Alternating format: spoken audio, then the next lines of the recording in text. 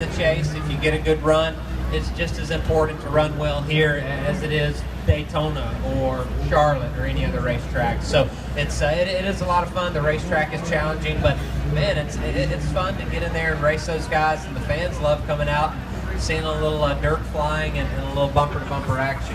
Now, I know with a lot of the drivers, they come to this track like A.J. Allmendinger sitting on the pole. This is... He's not a Toyota driver. We got David Ragan right here. You're supposed to woo for David Ragan. But, you know, some of these drivers, they don't look forward to the road courses. And then some of them, like A.J., they really look forward to this because they run really well. But you're starting 9th. I think that's a great place to be. Yeah, I mean, I think, you know, AJ, he has a background in road racing. That's where he came from. Marcus Ambrose was always so good out here because that was his forte as a kid growing up. And the first time that I ever ran on a road course was like I was 21, 22 years old, and I was driving in the Xfinity Series. So I just didn't grow up running on a lot of road courses. I grew up racing on oval tracks, mostly asphalt, some dirt tracks, but that's where guys like AJ and even Jamie McMurray, Casey Mears, some of those guys, they've run a lot of road course races over the years, and but everybody takes it serious, and that's why, you know, my teammate Clint Boyer, I think he's really good. Kurt Busch is good out here today. You know, I think our 55, Aaron's Toyota, is really good, and we don't take anything for granted. So we try to work as hard as we can, and we get a little bit better and a little bit better each year. But I think we've had 10 different winners out here in the past 10 or 11 years. So everybody works hard to try to be the best they can at these road races, and I think they're some of the more tougher races to win. Now, I mean, do you enjoy it though?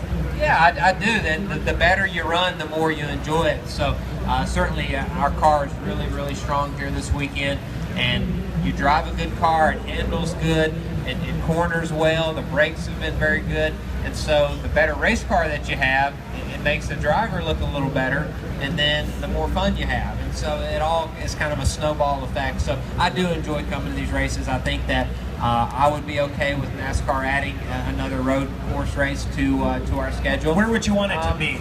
You know, I don't really know. I don't know the road racing well enough to suggest a racetrack. Obviously, you can't beat this weather this time of year. So I'd love to come to a place where we're going to have an 80-degree perfect day in the summer months. So maybe Laguna Seca. Yeah, I would say Laguna Seca. But you know, we are racing stock cars, so we can't go to some little tight street course like the Indy cars run to.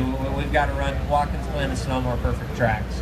Now, where are the hardest places to race here in Sonoma? I know some of the drivers, they were talking about, was it turn 12 down there right before you come back onto the turn 11. So, you know, I think that turn 11 is definitely a challenging corner. I think turn 7 and turn 11 for me, those are the two slowest corners. You use the most amount of brake.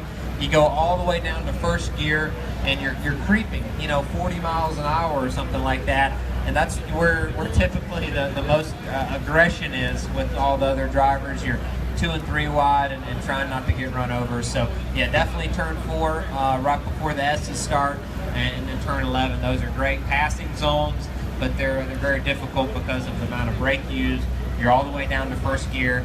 You usually have trouble with rear tire spin. You know, as you're throttling back up, your rear tires are trying to spin. So that's usually the two toughest corners.